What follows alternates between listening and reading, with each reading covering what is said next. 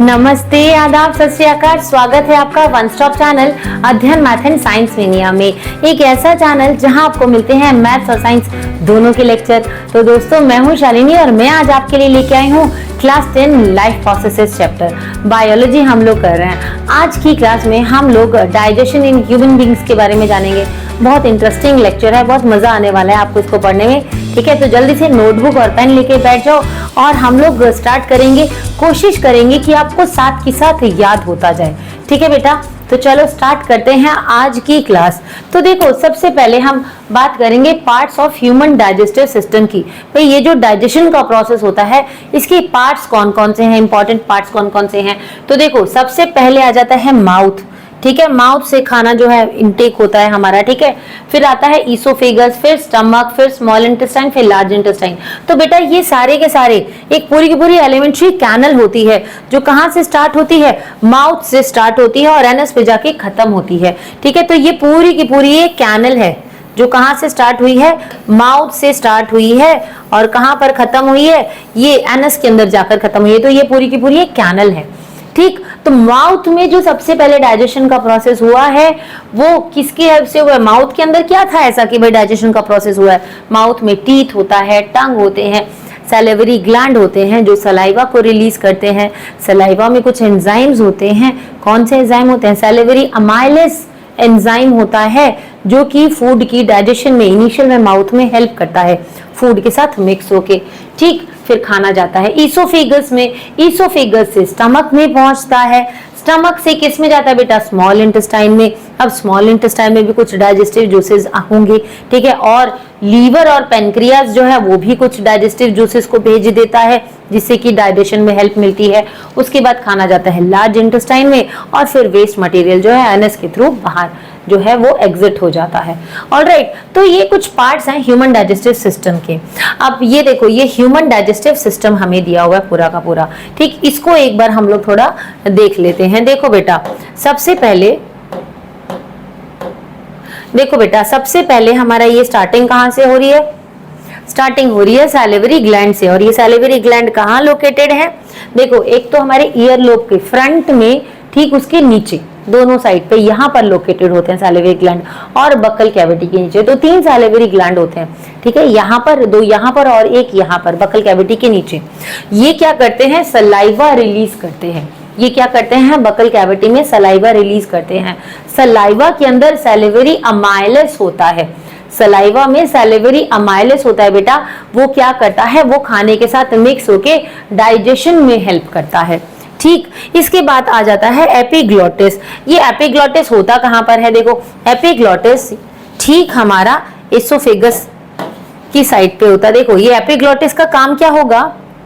ये देखो, यहाँ पर ये लिड की तरह होता है। देखो, यहाँ पर ये है हमारा ईसोफेगस, ठीक है, और यहाँ पर ये है हमारा विंड पाइप। अब भाई दोनों के दोनों यहाँ से जा रहे हैं। तो मान लो हमने खाना खाया और ये खाना हमारे ईसोफेगस में ना जाके हमारी विंड पाइप से हमारे लंग्स में चला गया तो क्या होगा? एल्विलाई के अंदर चला गया तो क्या होगा भाई? हम मर जाएंगे, है ना, हम मर जाएंगे। तो उससे बचाने के लिए एपिग्लोटिस होता है।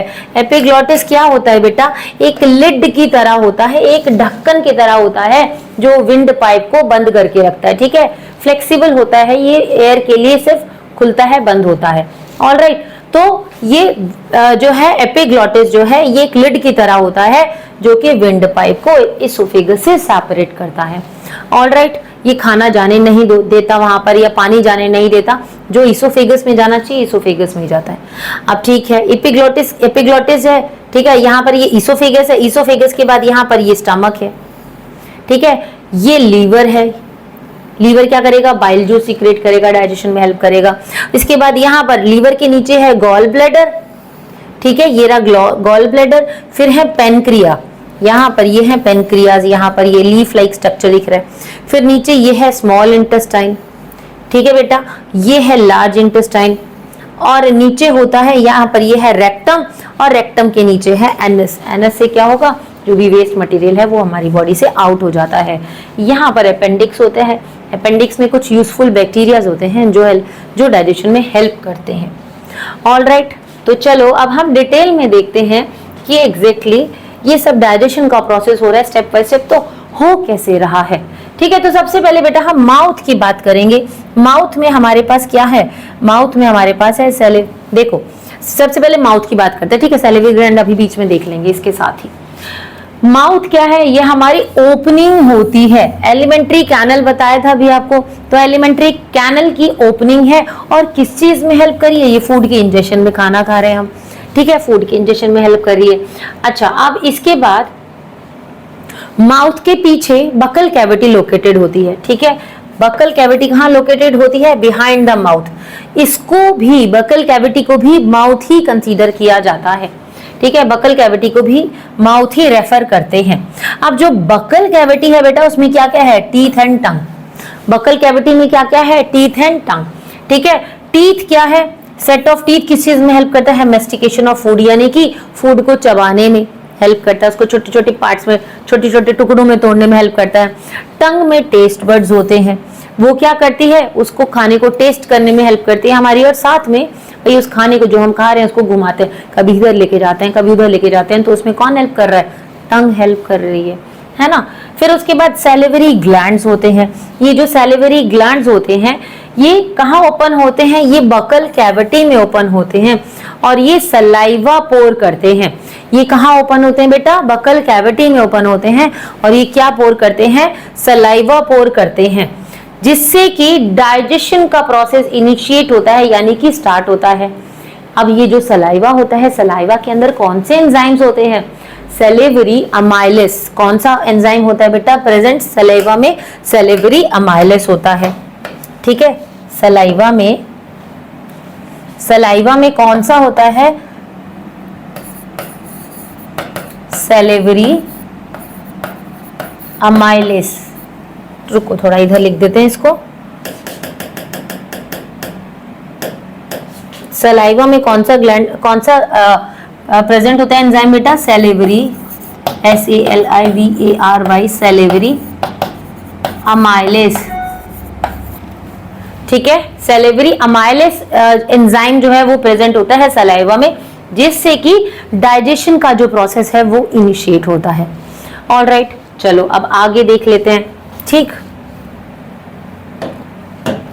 देखो भाई, अब इसके बाद आ जाता है हमारे बकल कैविटी में, माउथ में टीथ, ठीक है। टीथ क्या है बेटा, टीथ हार्ड स्ट्रक्चर है।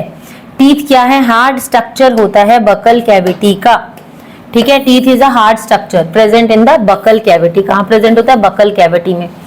ये किस चीज में हेल्प करता है, तो पता ही होगा, कट, शेयर और मेस्टिकेट में। कट, शेयर, और कट का मतलब काटता है, शेयर का मतलब भाई उसको तोड़ना, खींचना, है ना, कुतरना, ठीक। और मेस्टिकेट का मतलब उसको चबाना अच्छे से।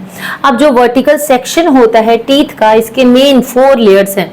ये जो ऊपर ये व्हाइट व्हाइट दिख रही है ना पूरी, ये क्या है बेटा, इनेमल। ये क्या है, पूरी की पूरी layer white white, this is enamel, ठीक है। उसके बाद इनेमल के बाद आ जाती है डेंटाइन, ठीक है।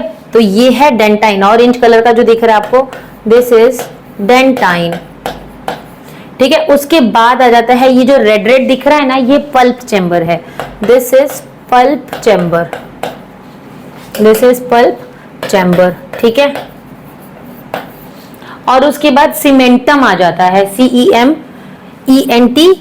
सीमेंटम कहाँ है बेटा, ये देखो, ये और दिस इज सीमेंटम, ठीक है। ये और ये क्या है, सीमेंटम है। ऑलराइट, अब इनेमल जो है, अब इनेमल क्या होता है बेटा, enamel outer most shiny, highly mineralised और हार्डेस्ट पार्ट होता है ह्यूमन बॉडी का। कैल्शियम से बना होता है, फॉस्फेट से बना होता है ना, कैल्शियम, फॉस्फोरस, इन सब से मिलके बना है ये। तो ये क्या होता है, ये outer most shiny white white colour का जो सब्सटेंस दिखता है, ये क्या है, इनेमल है। डेंटाइन क्या होता है, डेंटाइन बल्क होता है टूथ का, और उसमें ऑलमोस्ट 70% इनऑर्गेनिक सब्सटेंस होते हैं। ये दिख रहा है ना, ये ऑरेंज ऑरेंज कलर का, ये बल्क है और इसमें 70% इनऑर्गेनिक सब्सटेंसेस होते हैं। अभी आपके लिए इतना जानना काफी है, इससे ज्यादा जानने की इसमें जरूरत नहीं है डेंटाइन में, ठीक है। चलो अब इसके बाद बात आ जाती है हमारी सीमेंटम की, सीमेंटम कहाँ पर प्रेजेंट होता है, जो इनर लाइनिंग होती है टूथ और बोनी सॉकेट की, ठीक है, कहाँ पर अभी बताया था, ये और ये, ठीक है, ये इनर लाइनिंग है जो इसको जोड़ के रखेगी, जोड़ के रखने का काम करेगी। फिर बात आती है डेंटल पल्प की, ये सेंट्रल सॉफ्ट पार्ट होता है टूथ का, ठीक है, डेंटल पल्प चैम्बर, ये ऑरेंज वाला जो है ना, ये पल्प चैम्बर है बेटा, ठीक है, this is pulp chamber, alright. तो ये पल्प चैम्बर जो है इसका काम क्या है, देखो पल्प चैम्बर जो होता है, पल्प चैम्बर जो सेंट्रल पल्प चैम्बर जो होता है, ये सॉफ्ट पार्ट होता है टूथ का, इसके अंदर नर्व एंडिंग्स भी हैं, ठीक है, ब्लड भी है, लिम्फ वेजल्स भी हैं और कनेक्टिव टिश्यूज भी हैं जो इसको कनेक्ट करते हैं, ठीक है, हमारे किसके साथ, हमारे जबड़ों के साथ, मसूड़ों के साथ, ठीक। अब ये 4 टाइप के टीथ होते हैं। ह्यूमन बींग्स के अंदर कितने तरह के टीथ होते हैं तो छोटी क्लास से पढ़ता है, incisors, canines, molars and premolars, ठीक है, हर एक का अपना स्पेसिफिक फंक्शन है। जैसे इंसीजर का काम क्या है भाई, वो फूड को कट करता है। कैनाइन्स का क्या काम है, ये टीयर करता है, ये जो नुकीले से दांत होते हैं ना, ठीक है, ये क्या करता है, उसको टीयर करता है फूड को। मोलर और प्रीमोलर क्या करते हैं बेटा, क्रश करते हैं। मोलर क्या होता है, ये लंबे लंबे जो बड़े बड़े से पीछे जिसका लार्ज सरफेस एरिया होता है, ये जबड़ा होता है ना पूरा का पूरा दांत में, और ठीक उससे आगे वाला जो होता है इसका ये सरफेस एरिया, तो ये क्या है मोलर और ये क्या होता है प्रीमोलर, ठीक है। अब क्या रेशियो होती है, डेंटल फॉर्मूला क्या है ह्यूमंस के अंदर, ठीक है, ह्यूमंस के अंदर, एडल्ट ह्यूमंस के अंदर क्या फॉर्मूला है, क्या रेशियो है, डेंटल फॉर्मूला क्या है, देखो 2 होते हैं इंसीजर्स, 1 होता है कैनाइन, ठीक है, 2 होते हैं प्रीमोलर और 3 होते हैं मोलर्स, ठीक है। 2 तो इंसीजर होंगे ऊपर नीचे, 1 कैनाइन होगा, ठीक है, 3 मोलर्स होंगे और 2 प्रीमोलर्स होंगे, ओके, ये रेशियो होती है। चलो भाई अब आगे देख लेते हैं। अब ईसोफेगस की बारी आती है, टीथ का यहीं तक था आपके पास, ठीक है, ईसोफेगस की बारी आती है। बेटा ईसोफेगस का क्या काम होता है कि भाई ये क्या करती है, फूड को, जो भी हम फूड को निगलेंगे, जो भी स्वेलो करेंगे, वो क्या होगा, निगलने के बाद वो कहाँ पहुंचेगा, हमारा स्टमक में पहुंचेगा, पेट में पहुंचेगा। कितनी लेंथ होती है इसकी बेटा, इसकी लेंथ होती है 25 सेंटीमीटर लॉन्ग। कितनी लंबी होती है, 25 सेंटीमीटर लॉन्ग, ठीक है। ये जो मस्कुलर ट्यूब है माउथ से, ये कहाँ से स्टार्ट हो रही है, ईसोफेगस, यहाँ से कहाँ तक, यहाँ तक, तो ये कितनी बड़ी है हमारी, कितनी है ये बेटा, 25 सेंटीमीटर लॉन्ग होती है, ठीक है। और इसमें स्पिंक्चर जो होता है, स्पिंक्चर ओपनिंग होती है, यानी कि स्पिंक्चर क्या होता है, दोनों साइड पे स्पिंक्चर होगा भाई, यहाँ पर भी होगा और यहाँ पर भी होगा। स्पिंक्चर का मतलब क्या होता है कि भाई एक छोटी सी ओपनिंग होती है, वो क्या करती है, वो थोड़ा थोड़ा करके पार्शियली अलाउ करेगी सब्सटेंसेस को कि भाई धीरे धीरे जाओ, ठीक है। स्मॉल वॉल्व लाइक ओपनिंग होती है, वॉल्व होती है या ओपनिंग होती है हर एक एंड पे, तो ये थोड़ा थोड़ा खाना जो है ये भेजेगी, एक साथ बल्क में नहीं भेजेगी स्पिंक्चर मसल, ठीक है। अच्छा, अब इसका फंक्शन क्या होता है, एक तो ये फूड को ट्रांसपोर्ट करता है, फ्लूइड को, एसोफेगस है ना, फूड को और फ्लूइड को ट्रांसपोर्ट करता है जब हम इसे निगल लेते हैं, कहाँ से, माउथ से हमारे स्टमक में भेजता है। अब फूड जो है भाई ये यहाँ से यहाँ तक आ रहा है, कौन सी मूवमेंट होती है इसमें, पेरिस्टलेटिक मूवमेंट होती है, ठीक है। तो जो एलिमेंट्री कैनल की जो मसल्स हैं बेटा, उसमें पूरी एलिमेंट्री कैनल की मसल्स में पेरिस्टलेटिक मूवमेंट्स चलती रहती हैं। अब ये पेरिस्टलेटिक मूवमेंट्स कौन सी होती है, एक कांस्टेंट वेव लाइक मूवमेंट होती है, जैसा कि आपको यहाँ पर दिख रहा होगा, देखो भाई एक कांस्टेंट वेव लाइक, जैसे यहाँ से तो सीधा था, फिर यहाँ पर एकदम से ये क्या हो गया, ऊपर से कॉन्ट्रैक्ट हुआ तो नीचे से वो रिलैक्स हो गया, ठीक है, बड़ा हो गया। तो कांस्टेंट वेव लाइक मूवमेंट होती है एलिमेंट्री कैनल की इसोफेगस के अंदर, कि भाई इसोफेगस से स्मॉल इंटेस्टाइन तक, ठीक है। इस मूवमेंट को कहते हैं पेरिस्टलेसिस, ठीक है। तो जो मस्कुलर वॉल प्रेजेंट होती है एलिमेंट्री कैनल के अंदर, यहाँ पर ये पूरी की पूरी मूवमेंट चलती रहती है। ये मस्कुलर वॉल एलिमेंट्री कैनल की रिस्पॉन्सिबल होती है पेरिस्टलेसिस मूवमेंट के लिए। अब ये जो मूवमेंट है ये किस चीज में हेल्प करती है, फूड की, भाई ये जो वेव लाइक मूवमेंट, इस तरह से भाई इधर से पहले खाना इधर आया, ठीक है, उसके बाद आगे चल के नेक्स्ट देखो, पहले यहाँ से यहाँ आया, उसके बाद क्या हुआ, ये कॉन्ट्रैक्ट हो जाएगा और धीरे वो पुश करेगा खाने को आगे की तरफ, तो यहाँ पर भी वेव लाइक स्ट्रक्चर एक बन जाएगा और यहाँ खाना आ जाएगा। ठीक है, तो ये मूवमेंट पूरी एलिमेंट्री कैनल में चलती रहती है, जिससे कि ये क्या होता है, फूड को पुश करता है नीचे जाने के लिए। ऑलराइट, इस मूवमेंट को हम क्या कहते हैं, पेरिस्टलेसिस। ठीक है, इस मूवमेंट को क्या कहते हैं, पेरिस्टलेसिस। ऑलराइट, अब आगे देखते हैं, अब स्टमक की बात करेंगे। अब देखो, पेरिस्टलेसिस मूवमेंट हो रही है किसके अंदर, इसोफेगस के अंदर। ठीक है, तो पेरिस्टलेसिस मूवमेंट के बाद फूड जो है वो कहां पर आएगा, स्टमक के अंदर आएगा, जहां पर स्टमक में अब बहुत तरह के जूसेस हैं जो कि उस पे एक्ट करेंगे। ठीक, देखो ये स्टमक का डायग्राम है, ये क्या है, कार्डिया है, this is fundus, this is body, this is pylorus and this is antrum. ठीक है, फंडस क्या होता है, जैसे कि फूड, मान लो जैसे फूड स्टमक के अंदर डाइजेस्ट होगा, डाइजेस्ट होने के बाद कुछ गैस्ट्रिक बाय प्रोडक्ट्स जो होते हैं, जो रिलीज होते हैं, वो कहाँ जाके स्टोर होते हैं, वो फंडस में चले जाते हैं। ये बॉडी है। ठीक है, बॉडी का जब बॉडी जैसे स्टमक की जब बॉडी जब एम्प्टी होती है, जब ये खाली होती है, तो 30 मिलीमीटर वॉल्यूम होता है इसका बेटा, 30 to 40 मिलीलीटर वॉल्यूम होता है। लेकिन जैसे ही खाना खाते हैं और ये फुल हो जाती है, तो ये 1 लीटर वॉल्यूम तक एक्सपेंड हो जाता है ये। ठीक है, बॉडी। ऑलराइट, तो पेरिस्टलेटिक मूवमेंट की वजह से एसोफेगस से खाना कहाँ गया, स्टमक में गया। स्टमक में बहुत सारे जूसेस होंगे जो कि इस पे एक्ट करेंगे। अब जो फूड है वो स्टमक में जाके 3 से 4 घंटे तक चर्न होता है, घूमता रहता है। ठीक है, और किस में कन्वर्ट हो जाता है, सेमी सॉलिड पेस्ट में कन्वर्ट हो जाता है। अब जो स्टमक की वॉल है उसमें 3 ट्यूबुलर ग्लैंड्स हैं। ठीक है, स्टमक की वॉल में 3 ट्यूबुलर ग्लैंड्स होते हैं। ये जो ग्लैंड्स होते हैं ये कहाँ, ये जो ग्लैंड्स जो होते हैं ये कहाँ प्रेजेंट होते हैं बेटा, जो स्टमक की वॉल होती है ना वहां पर प्रेजेंट होते हैं। कौन कौन से ग्लैंड्स हैं, ये 3। ये कौन से एंजाइम सीक्रेट करते हैं, देखो बेटा, ये गैस्ट्रिक जूसेस को सीक्रेट करते हैं। ठीक है, कौन सी गैस्ट्रिक जूसेस, इसमें हाइड्रोक्लोरिक एसिड आ जाता है, एंजाइम पेप्सिन आ जाता है, म्यूकस आ जाता है, ये तीनों इसमें स्टमक में सीक्रेट होंगे। ठीक है, अब देखो हाइड्रोक्लोरिक एसिड का काम क्या है, देखो हाइड्रोक्लोरिक एसिड क्या करेगा, ये जो भी बैक्टीरिया, जैसे खाने के साथ मान लो कुछ बैक्टीरिया भी गए, ठीक है, खाने के साथ मान लो कुछ बैक्टीरिया भी गए, तो ये हाइड्रोक्लोरिक एसिड क्या करेगा, उसको खत्म कर देगा, उसको मार देगा। तो कैसे मारेगा कि भाई जो गैस्ट्रिक जूसेस होंगे उनको एसिटिक नेचर में पहले कन्वर्ट करेगा हाइड्रोक्लोरिक एसिड। अब हाइड्रोक्लोरिक एसिड ने क्या किया, जो गैस्ट्रिक जूसेस थे उनको एसिटिक में कन्वर्ट किया। अब एसिटिक में कन्वर्ट होने के बाद जो हमारे एंजाइम पेप्सिन है वो उस पर वर्क करेंगे।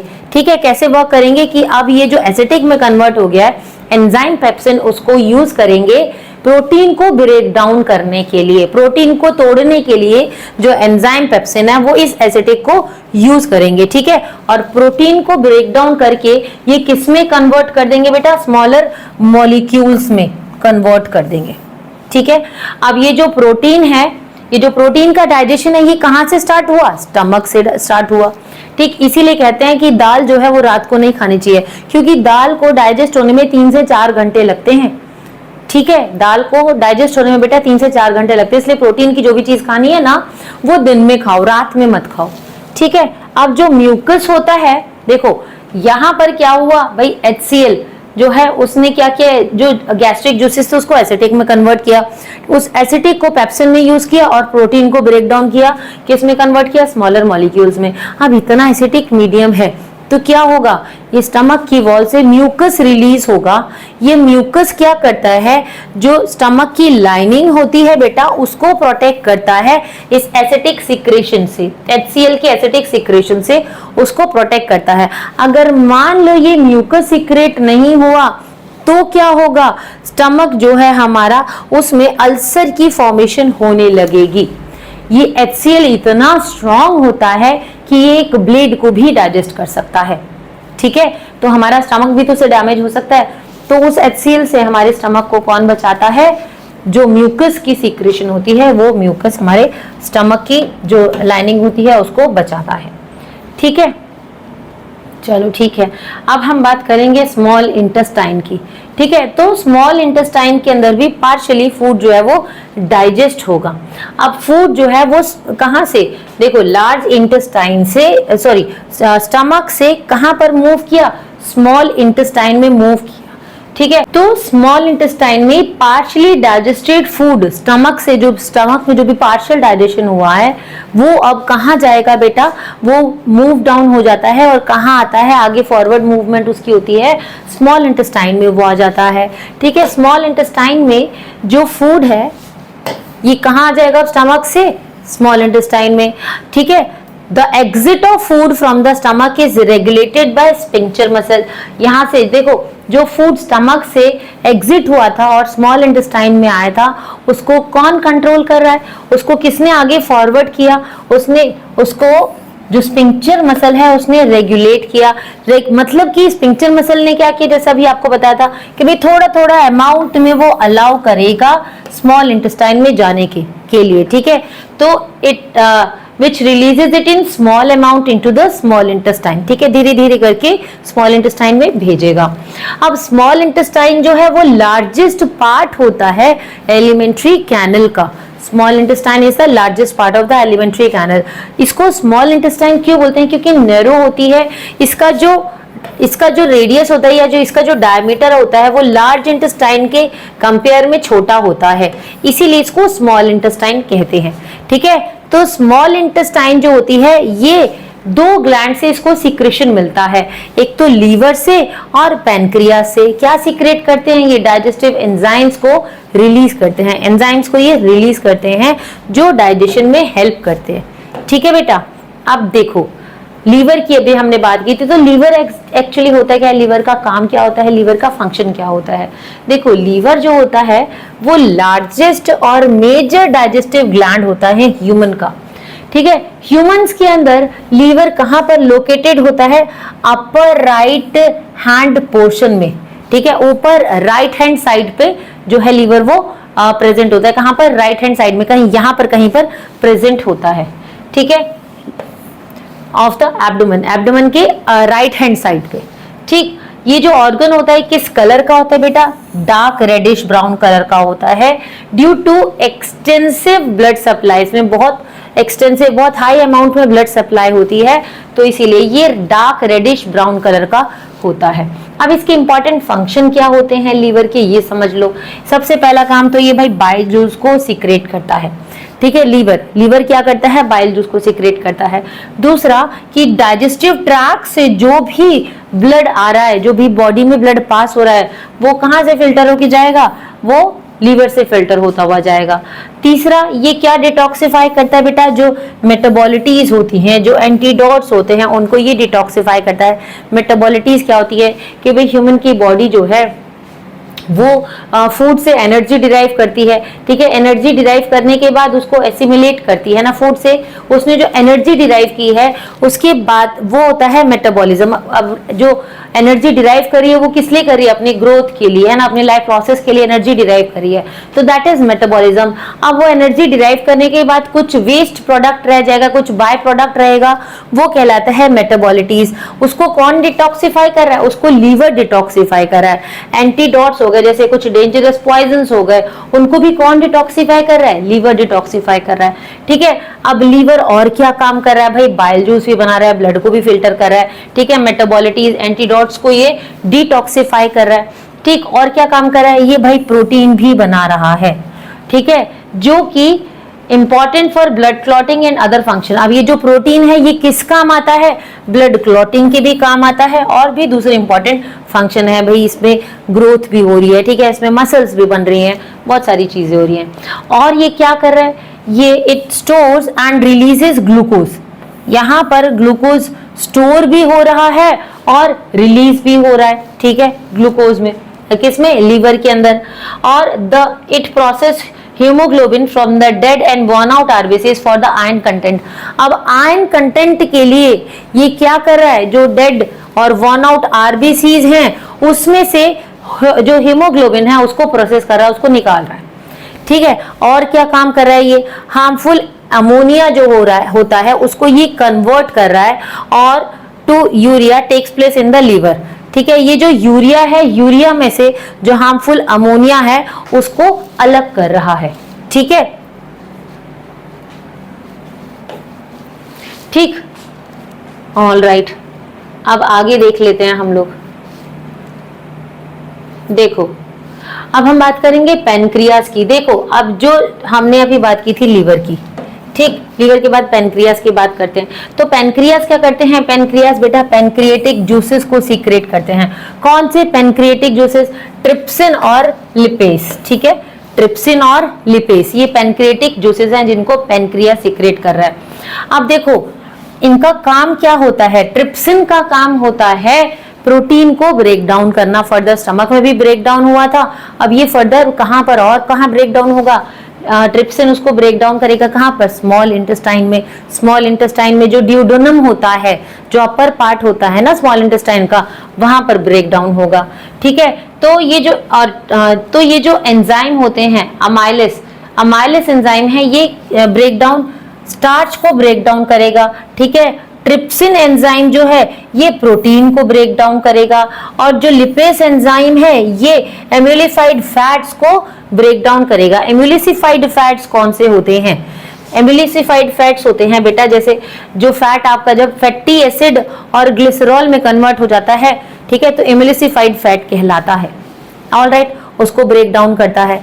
अब एंजाइम्स वो जो भी इंटेस्टाइनल जूसेस में इंटेस्टाइनल जूसेस में जो भी एंजाइम्स प्रेजेंट होते हैं वो कंप्लीट डाइजेशन का प्रोसेस करते हैं।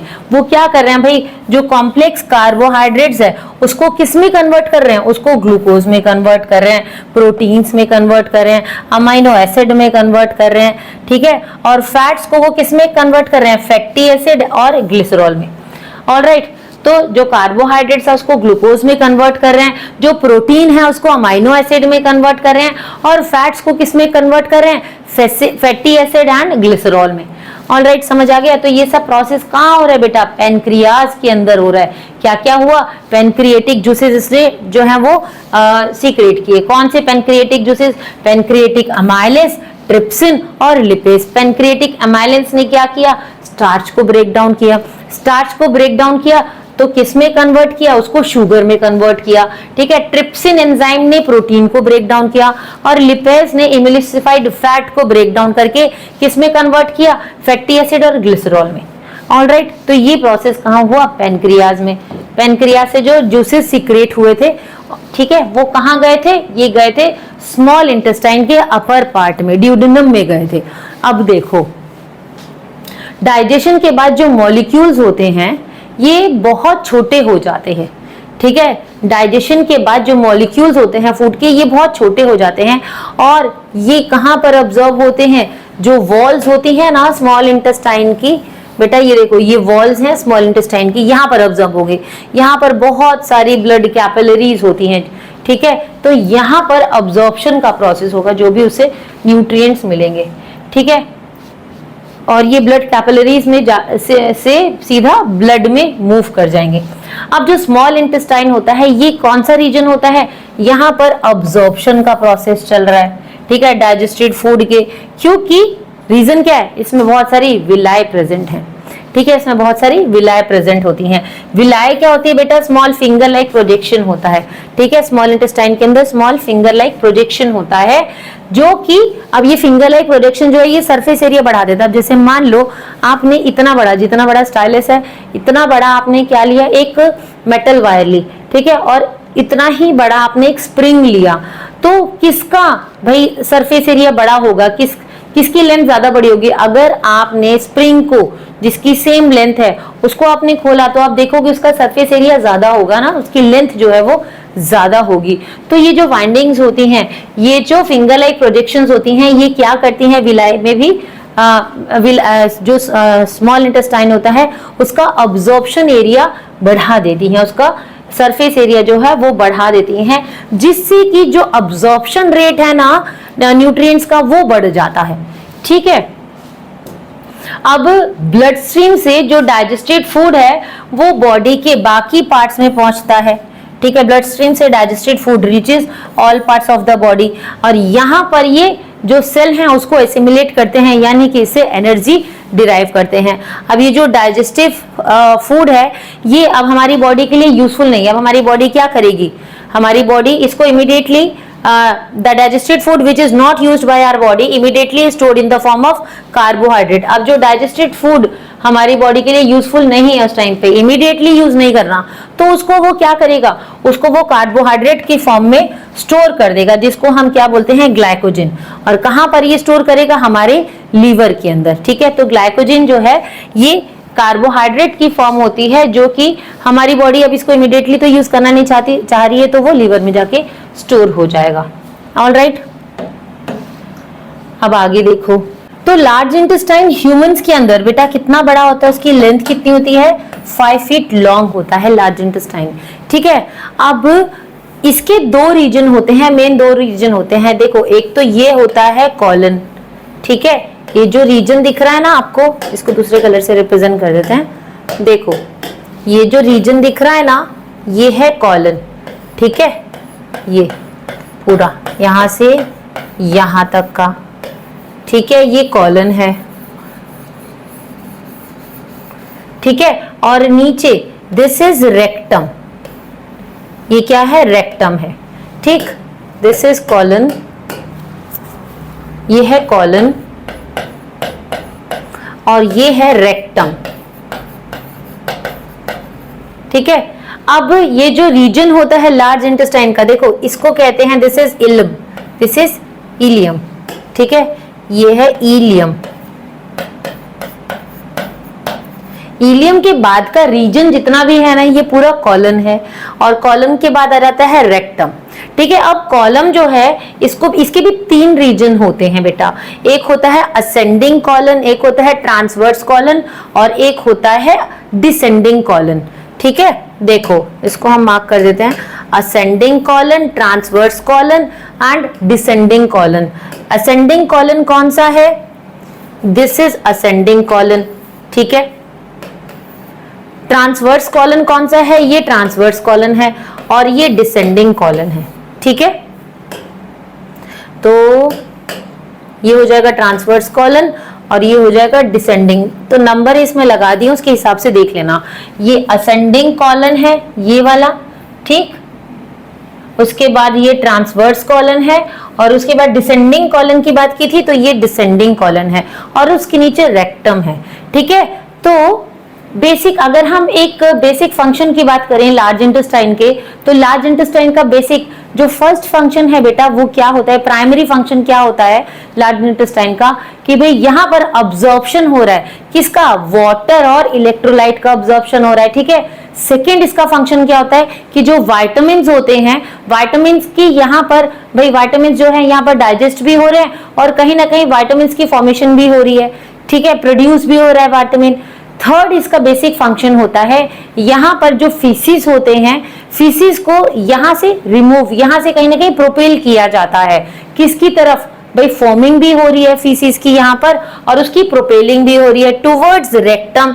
रेक्टम से एनस की तरफ जाता है वो, और वहां से वो एनस पिंक्चर मसल जो होती है, वहां से वो जो है पास आउट हो जाता है। ऑलराइट, तो ये 3 बेसिक फंक्शन है किसके, लार्ज इंटेस्टाइन के।